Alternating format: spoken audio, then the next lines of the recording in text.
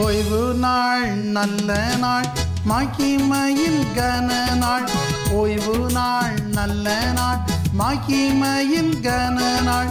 மகிமையாகவே எப்போதும் இருக்கும். மகிமையாகவே எப்போதும் இருக்கும். மகிழ் மனம் மகிழ்ச்சியின் நாளிலே.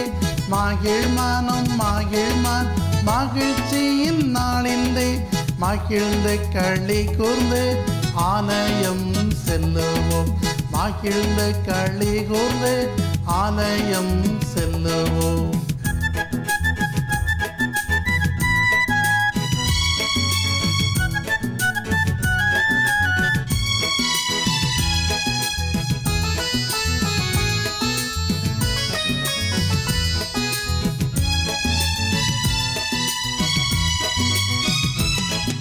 மகிழ் மனம் மகிழ்ச்சியின் நாளிலே. மகிழ்ந்து. இன்றைக்கு கர்த்தர் தம்முடைய வார்த்தையை கொண்டு உங்களை ஆசீர்வதிப்பார். ஹல்லேலூயா. நாம் வேத படமாக வாசிக்க கேட்ட அந்த பகுதியை திருப்பி வைத்துக் கொள்ளுங்கள். மீண்டுமாக அந்த வசனத்தை வாசிக்க கேட்போம். ஏசாயா தீர்க்கதரிசியின் புஸ்தகம் 9ஆம் அதிகாரம் 6ஆம் வசனத்தை வாசிக்க கேட்போம். நமக்கு ஒரு பாலகன் பிறந்தார், நமக்கு ஒரு குமாரன் கொடுக்கப்பட்டார்.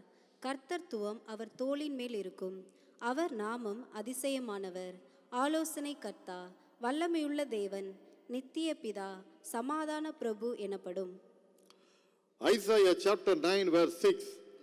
For unto us a child is born, unto us a son is given, and the government will be upon his shoulder, and his name will be called Wonderful, Counselor, Mighty God, Everlasting Father, Prince of Peace.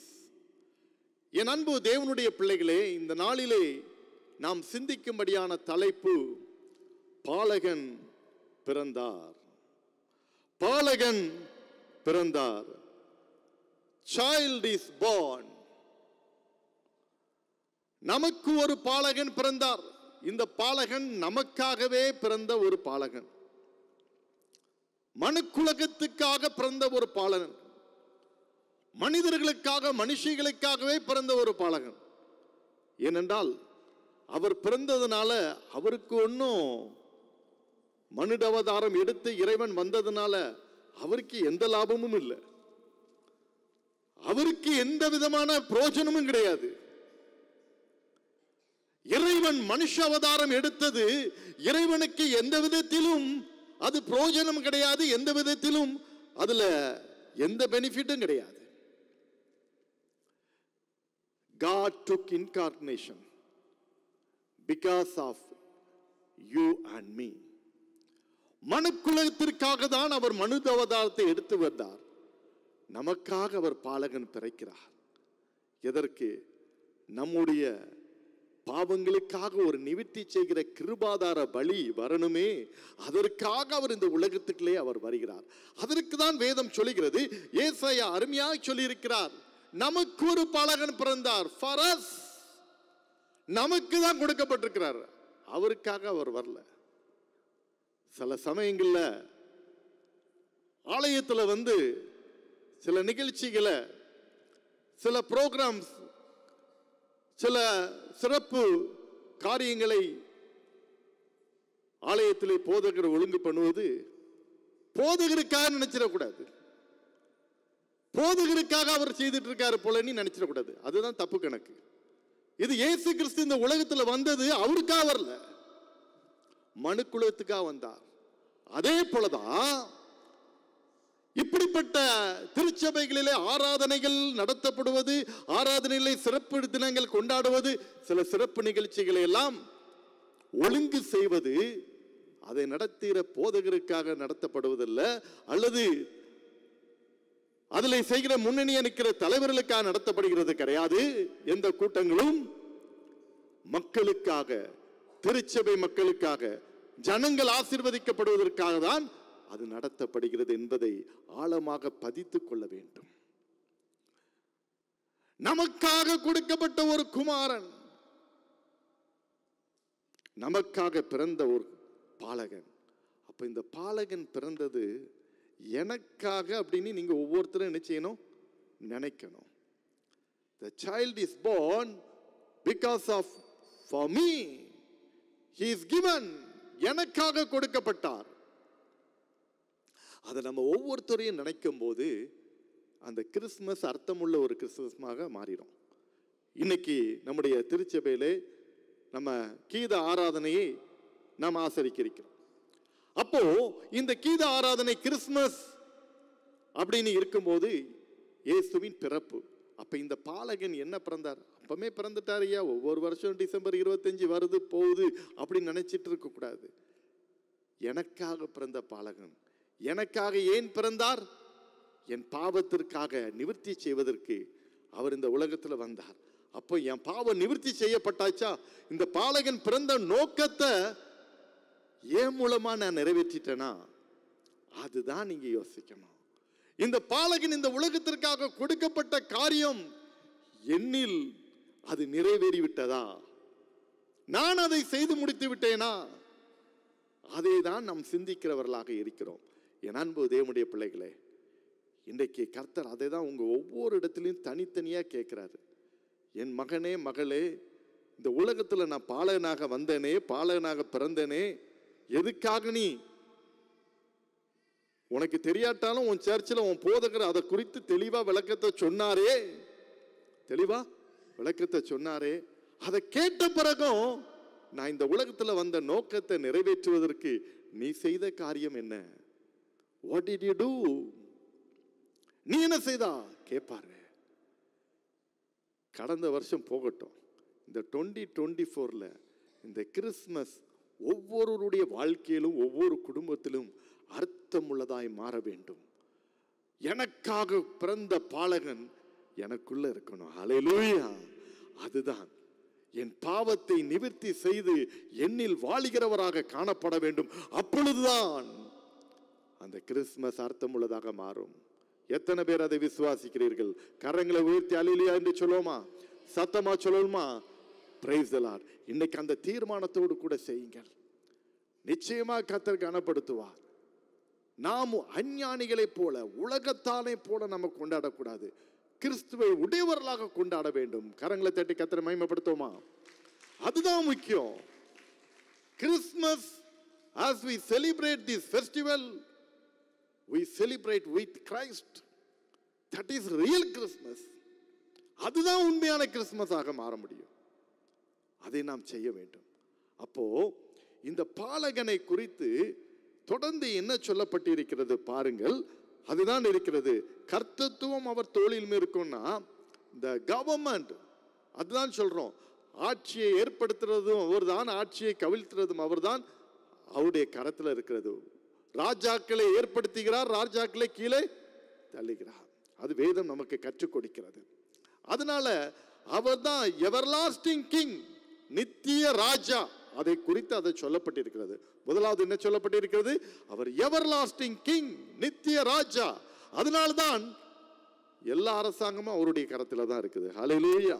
எல்லா அரசாங்கமும் இந்திய தேசத்துல மட்டும் இல்ல, அகில உலக தேசத்தில் உள்ள அனைத்து அரசாங்கங்களும் அவருடைய ஆளுகைக்குள்ளே இருக்கிறது. ஹல்லேலூயா.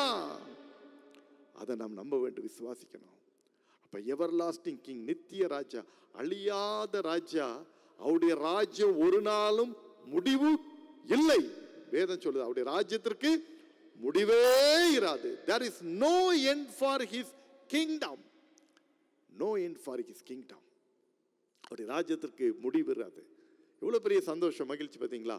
அப்படிப்பட்ட ஒரு ராஜா நம்முடைய ராஜா இருக்கார்ல. அந்த ராஜா நம்முடைய ராஜா இருக்கிறார். ராஜா வருகிறார். அந்த ராஜா திருப்பி வரப்போறாரு. ஆயத்தமாவோம். இயேசு வருகிறார், எதிர்கொண்டு போவோம். இந்த நித்திய ராஜா உங்க ராஜா, எங்க ராஜாவா இருக்கணும். அது இயேசு ராஜா. ஹல்லேலூயா. அவர் வருவார். முதல்ல வந்ததே ராஜாவாக தான் பிறந்தாரு. ஆனா நிறைய பேருக்கு தெரியல. அவர் மாட்டுக்கோட்டையில கந்த துணியில அப்படி பிறந்தவரோன்னு ஏதோ ஒரு பரதேசியா பிறந்துட்டாருன்னு நிறைய பேர் நினைச்சிடக்கூடாது. அப்படி இல்லை. யூதருக்கு ராஜாவாக பிறந்திருக்கிறவர் எங்கே? அதுதான் எழுப்பப்பட்ட கேள்வி. கரங்களை தட்டி கர்த்தரை மகிமைப்படுத்துங்க. யூதருக்கு ராஜாவாக பிறந்திருக்கிறவர் எங்கே? அதனாலயா தேடி வந்தோம். ஏதோ ஒரு குழந்தை பிறந்ததை பார்த்துட்டு போறதுக்காக வரல. Where the king was born. அதைதான் சாஸ்திரிகள் தேடி வந்தார். ராஜாவாக தான் பிறந்தார், ராஜாவாக தான் வரப்போகிறார். இனி வரப்போது அவருடைய இரண்டாவது வருகை. ஹல்லேலூயா, ஹல்லேலூயா. இதுதான் நித்திய ராஜா. இது ஆழமாக பயிற்சி கொள்ளணும். ஏதோ ஒரு குழந்தை பிறந்துச்சு போச்சு என்று நினைக்க கூடாது. He is the king, his majesty. அவருடைய ஆளுகை நித்தியமானது. அடுத்து அவரை குறித்து என்ன சொல்லப்பட்டிருக்கிறது? அவர் அதிசயமானவர். He is wonderful. அதிசயமானவர். அதிசயமானவர் என்றார் அவர் அதிசயங்களை செய்கிறவர். ஹல்லேலூயா. 5 அப்பத்தை 2 மீனியம் வச்சு 5000 நான் கொடுத்துருவேன்னு யாராவது இங்க சொல்ல முடியுமா? சொல்லவே முடியாது. Humanly speaking, it is not at all possible. But he is a divine being. அவர் தெய்வீக தன்மையுடையவர். அதனாலதான் he took the bread and the fish, he blessed. Suddenly it was multiplied. அதுதான் அங்க நடந்தது. அது பெருக ஆரம்பிச்சிச்சு. அதுதான் அதிசயம். ஜலத்துல நடந்தாரு, தண்ணியில நடந்தாரு. மழை தண்ணியில நடந்தாருன்னு நினைச்சிடக்கூடாது. He was walking on the sea. ஜலத்துல நடக்கிறாரியா. ஜலத்துல நடக்கும் போது என்ன நடக்குது? அவர் மூழ்கல, ஆனா அவரை சீஷர்களில் ஒருத்தன் தான் மூழ்கிட்டான். இயேசுவை பார்க்கும் போது நல்லாதான் நடந்தான். ஆனா எப்போ தண்ணியை பார்த்தானோ அப்போ மூழ்கிட்டான். இதுதான் நாம் சொல்லுகின்ற விவரம். ஆனா ஒரு காரியத்தை சொல்லினோம், அவர் அதிசயமானவர். ஹல்லேலூயா. அதிசயங்களை செய்கிற தேவன். பழைய ஏற்பாட்டு காலத்திலிருந்து புதிய ஏற்பாட்டு காலத்திற்கு வரையும் வரும்போது அவருடைய காரியங்கள் அப்படிதான் சொல்லப்பட்டிருக்கிறது. ஹல்லேலூயா, ஹல்லேலூயா. கர்த்தர் நல்லவர், அவருடைய கிருபை என்றும் உள்ளது. ஹல்லேலூயா. என் அன்பு தேவனுடைய பிள்ளைகளே, அவர் அதிசயமானவர். அன்றைக்கு மனோவாவும் அவனுடைய மனைவியும் குழந்தை இல்லாமல் இருந்தார்கள். நியாயாதிபதிகளின் புஸ்தகத்தை நீங்கள் வாசித்து பார்க்கும்போது அங்கே சொல்லப்பட்டிருக்கிறது. This couple did not have a child, but one day the angel visited to them and said to them, you will have a male baby. This couple did not understand and believed. அந்த தம்பதிகள் நம்பல, அவங்களுக்கு புரியல. உனக்கு குழந்தை பிறக்குன்னு தேவதூதன் வந்து சொன்ன உடனே அவங்களுக்கு புரியல. ஆனா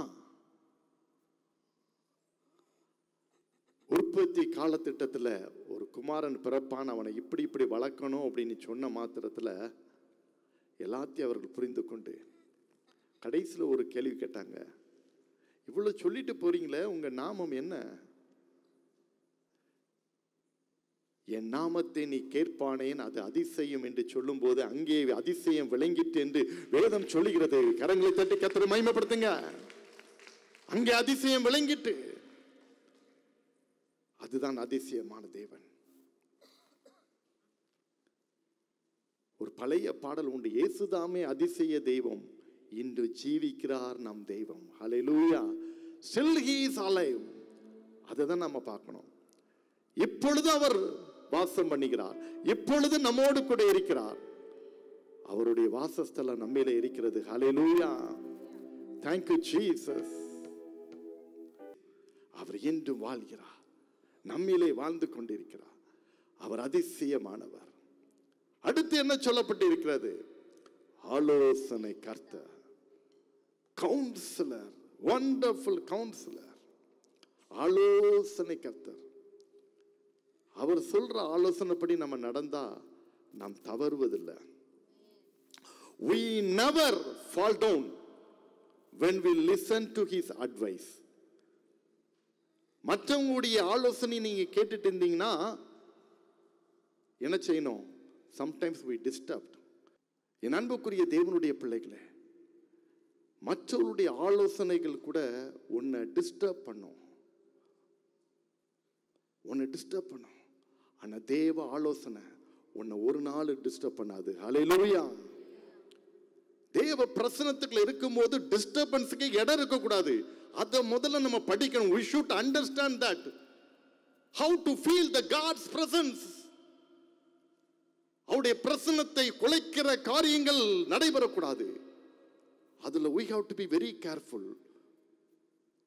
ஆலய ஆராதனையும் சரி, செய்தி வேலை, ஜெப வேலை, every minutes we need to be very careful to feel the presence of God.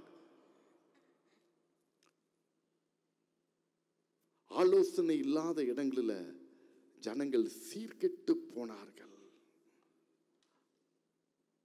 அப்ப ஆலோசனை என்ன வேணும்? அவசியம். அது நல்ல ஆலோசனை, துராலோசனையா நல்ல ஆலோசனையாங்கிறது தான் முக்கியம். That is very important. துராலோசனையா நல்ல ஆலோசனையா? அப்ப நல்ல ஆலோசனைகள் எங்கிருந்து வரும்? அது தேவனிடத்திலிருந்து வரும், தேவனுடைய பிள்ளைகளிடத்திலிருந்து வரும். ஹல்லேலூயா.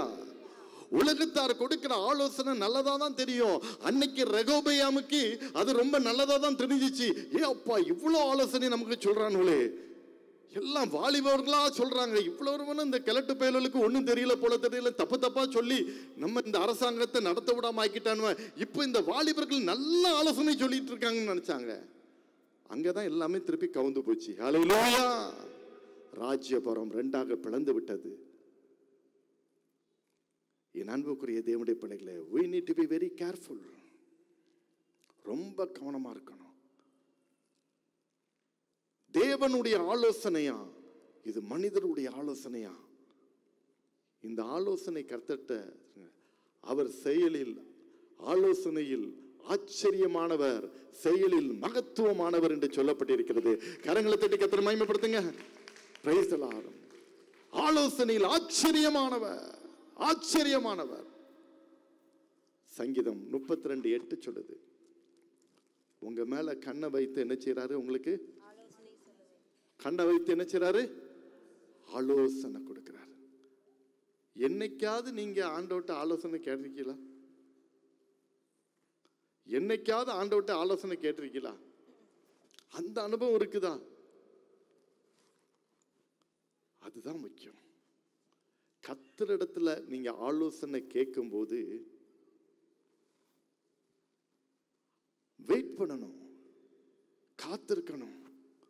நீங்க கேட்கும் போது ஒரு காரியத்துக்காக நீ ஜெபிச்சுட்டு கொண்டிருக்கும் போது நிச்சயமா ஆண்டவர் உங்களோடு கூட பேசுவார். ஏற்ற வேளையில தகுந்த ஒரு ஆலோசனை என்ன செய்வார்? உங்களுக்கு கொடுப்பார். கரெக்டா கொடுப்பார். என் அன்பு தேவனுடைய பிள்ளைகளே, இன்னைக்கு ஒரு தீர்மானம் எடுப்போம். அதற்காக நம் மனிதர்களிடத்திலே ஆலோசனை கேட்கக்கூடாதா? கேட்கலாம். நல்ல மனிதர்கிட்ட உங்களை சரியா நடத்துகிறவர்களா இருக்கணும். படுபாதாளத்துக்குள்ள தள்ளுறவன்ட்ட போய் நீ ஆலோசனை கேட்டீங்கன்னா உன்னையே முக்கிடுவான். அவ்வளவுதான்.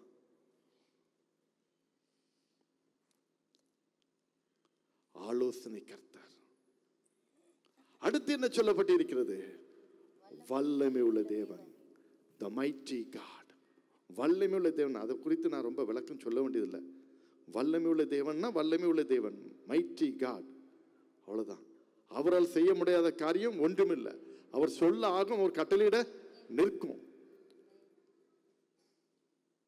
வல்லமை உள்ள தேவனாக இருக்கிறார்.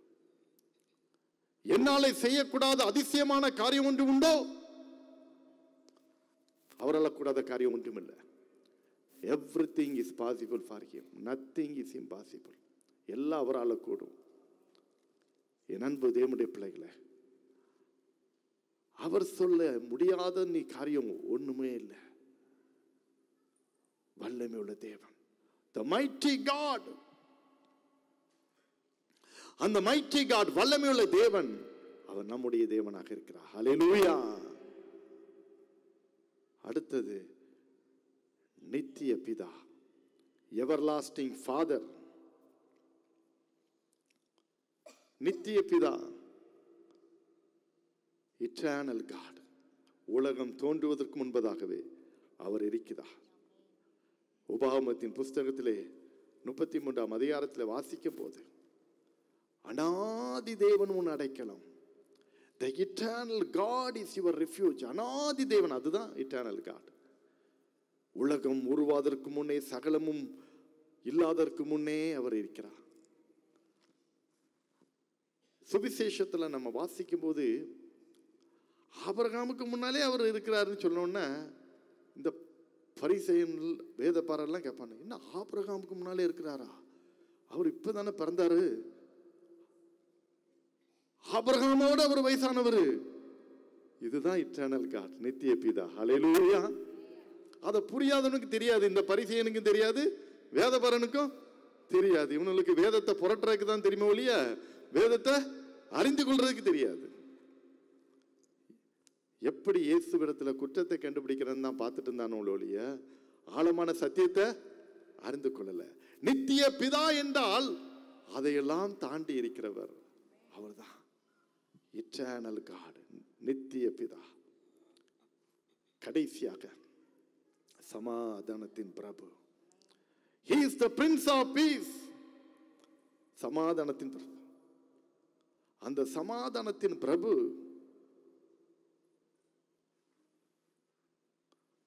கோவேரி கழுதையில் வரும்போதே அதுக்கு ஒரு அடையாளமா இருந்துச்சு. அவர் குதிரையில வரல, வேற எந்த விதமான வாகனத்தில் வரல, கோவேரி கழுதை. அதுல வந்தாலே சமாதானம் தான். எந்த ஒரு ராஜா கோவேரி கழுதையில வராரோ அப்ப எதிர் ராஜா புரிஞ்சிடுவான், இந்த ராஜா சமாதானத்துக்கு வரான் அப்படின்ட்டு. நம்ம ஆட்கள் நினைச்சுவாங்கன்னா செத்த பாம்பு அடிக்கிற மாதிரி இருக்கணும், அடிச்சு போட்டிருப்பான், அதை போய் 4 பேரும் திருப்பி அடிச்சிட்டு இருப்பான்.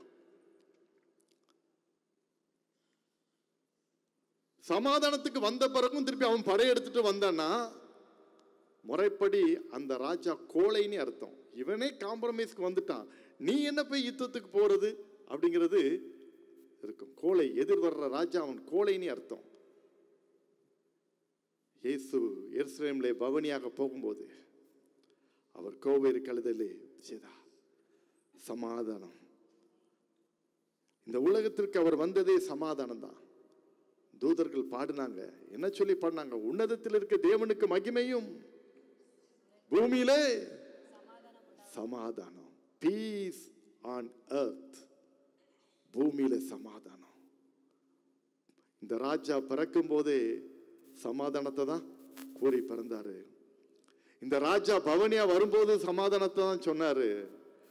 இந்த ராஜா உயிர்த்தெழுந்த பிறகும் அவர் சொன்னது Peace be with you, உங்களுக்கு சமாதானம் என்று சொன்னார். கரங்களை தட்டி கர்த்தரை மகிமைப்படுத்துவோமா?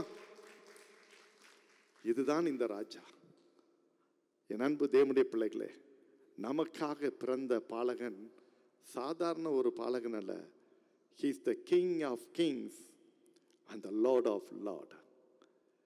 சமாதானத்தை, என்னுடைய சமாதானத்தையே உங்களுக்கு நான் வைத்து போகிறேன். உலகம் கொடுக்கிற சமாதானம் அல்ல. I will give to you my peace. என் சமாதானத்தை, என் சமாதானத்தை உங்களுக்கு நான் கொடுக்கிறேன்னு சொன்னார். அந்த சமாதானம் நம்மளுக்குள்ள இருக்குதா? இன்னைக்கு அது கிடைக்காம தான் மனுஷன் எங்கெல்லாமோ ஓடிட்டு இருக்கான் பாருங்க, அங்கிட்டும் இங்கிட்டும் போயிட்டு இருக்கிறான். உண்மையான சமாதானம், ரியல் பீஸ் அவர்கிட்ட இருக்குது.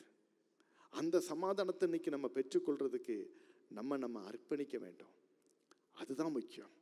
ஆண்டவரே, இந்த சமாதானத்தை எனக்கு தாரும், என் குடும்பத்திற்கு தாரும். இந்த ராஜா உன் வீட்டில் பிறக்கும்போது, உன் உள்ளத்தில் பிறக்கும்போது உன் வீடு முழுவதும் சமாதானமா இருக்கும். ஹல்லேலூயா, ஹல்லேலூயா. நமக்காக பிறந்த பாலகன், இந்த பாலகன் நமக்காக பிறந்தார். எத்தனை பேரை அதை உரிமை கொள்கிறீர்கள்? உரிமை கொள்கிறவர்கள் கரங்களை தட்டி கர்த்தரை மகிமைப்படுத்துங்க பார்ப்போம். இன்னைக்கு நீங்க அதை எடுக்கணும். அதுதான் என்னுடைய செய்தி, இந்த கிறிஸ்துமஸ் செய்தி. அதுதான் எனக்காக பிறந்த பாலகன். அவர் வந்த நோக்கத்தை நான் நிறைவேற்ற வேண்டும். அவர் எப்படிப்பட்டவர் என்பதுதான் 5-6 குறிப்புகளை நாம் பார்த்தோம். எவர்லாஸ்டிங் கிங், நித்திய ராஜா அவர்.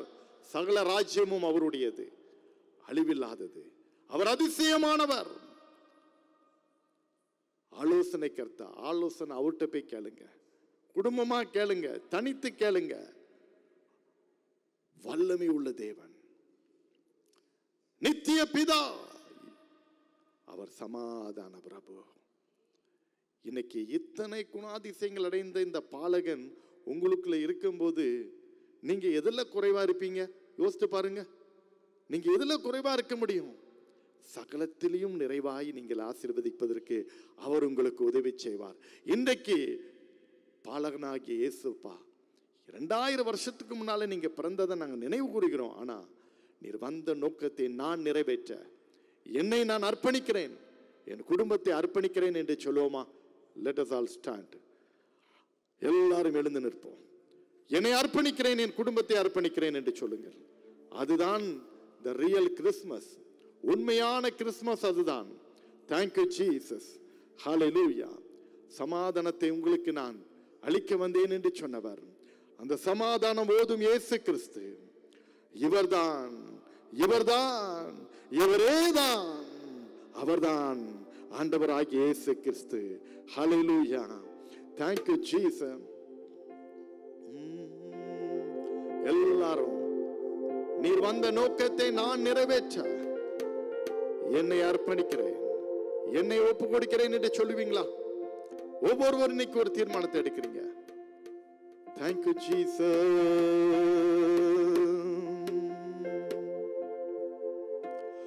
எங்களுக்காக பிறந்த பாலகனே, எங்களுக்காக கொடுக்கப்பட்ட குமாரனாகிய இயேசுவே, உமக்கு ஸ்தோத்திரம். நீர் வந்த நோக்கத்தை, பாலனாக பிறந்த நோக்கத்தை நிறைவேற்றுவதற்கு யாரெல்லாம் இந்த ஜெப வேளையிலே தங்களை அர்ப்பணிக்கிறார்களோ, ஒப்பு கொடுக்கிறார்களோ, அவர்கள் வாழ்க்கையிலே நீர் பிரவேசியும், அவர்கள் குடும்பங்களிலே பிரவேசியும். நீர் பிரவேசித்து அவர்களை ஆசீர்வதிப்பீராக.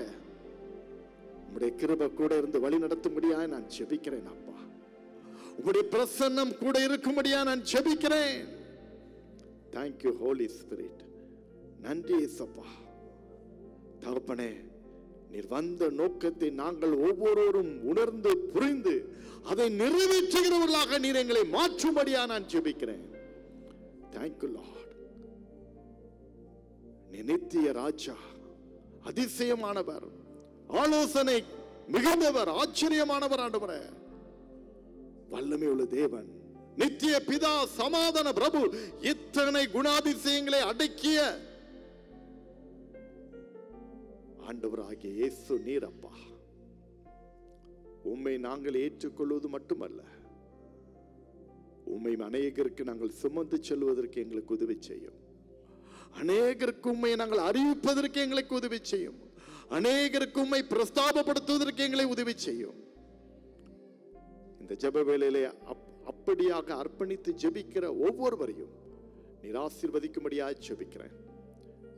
யாரெல்லாம் மனதிலே வேதனை, துக்கம், கவலை, சரீரத்திலே பலவீனம், பாடுகள், இப்படிப்பட்ட சூழலிலே இருக்கிறார்களோ, அப்படிப்பட்ட மக்களுக்காக நான் விசேஷமாய் ஜெபிக்கிறேன் அப்பா. தெய்வ குமாரனாகிய இயேசுவே, அப்படிப்பட்ட மக்களை நீர் தொட்டுவீராக ராஜா, ஆசீர்வதிப்பீராக. உடைய துக்கங்கள் மாறட்டும், கவலைகள் மாறட்டும், கண்ணீர் துடைக்கப்படட்டும். இன்றைக்கு ஒரு சேமத்தை நீர் கட்டளையிடுவீராக. உடைய ஜீவன் கடந்து செல்லட்டும். ஆசீர்வதியும், பெரிய காரியங்களை செய்யும். துதி கன மகிமை புகழ் உமக்கே. இயேசுவின் நாமத்தில் வேண்டிக் கொள்கிறோம் பிதாவே, ஆமென்.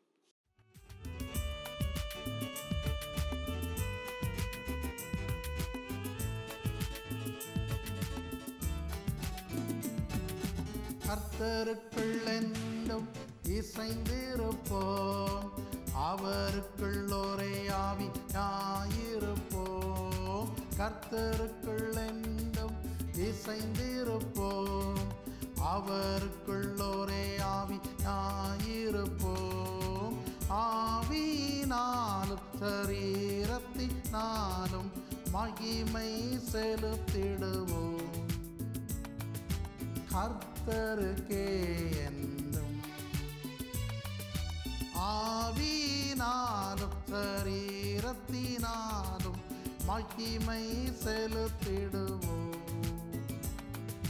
கர்த்தருக்கே என்றும்.